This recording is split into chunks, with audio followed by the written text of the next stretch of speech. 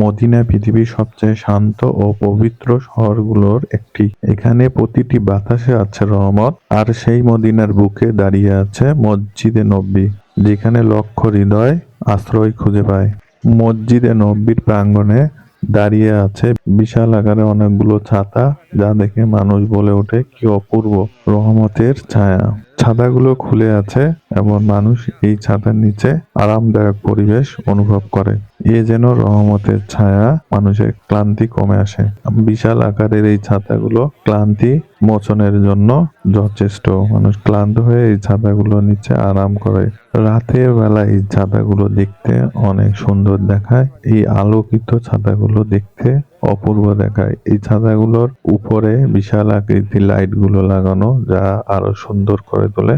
হাজারো মানুষ যখন এই রহমতের ছাতার নিচে দাঁড়িয়ে হাত তোলে, তখন মনে হয় রহমতের দরজা খুলে গেছে।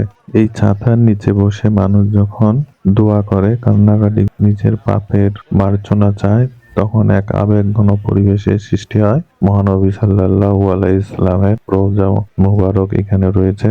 এই শহর হচ্ছে শান্তির শহর, এই শহর হচ্ছে দয়ার শহর, এই শহর হচ্ছে নবীর শহর, এই শহর হচ্ছে আমাদের প্রাণের শহর। মহানবী হযরত মুহাম্মদ সাল্লাল্লাহু আলাইহি ওয়াসাল্লামের রওজা মুবারক রয়েছে। এটা হচ্ছে মসজিদে নববীর ভিতরের অংশ।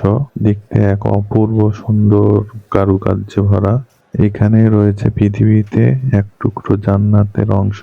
এখানে গেলেই মন শান্ত হয়ে যাবে। যদি আপনাদের কখনো সুযোগ হয়, অবশ্যই এই জায়গাগুলোতে যাবেন, আমাদের নবীর রওজা মুবারক দেখে আসবেন এবং মসজিদের নববীতে নামাজ পড়ার সুযোগ হাতছাড়া করবেন না। মসজিদের নববীতে নামাজ আদায় করবেন। আজ প্রথম কে কে মসজিদে নববীর ভিডিও দেখছেন জানাবেন, এবং কে কয়বার মসজিদে নববীতে গিয়েছেন তাও জানাবেন কমেন্ট করে, এবং কে কে যেতে চান তাও জানাবেন। আল্লাহ যেন তাদের আশা পূরণ করুক।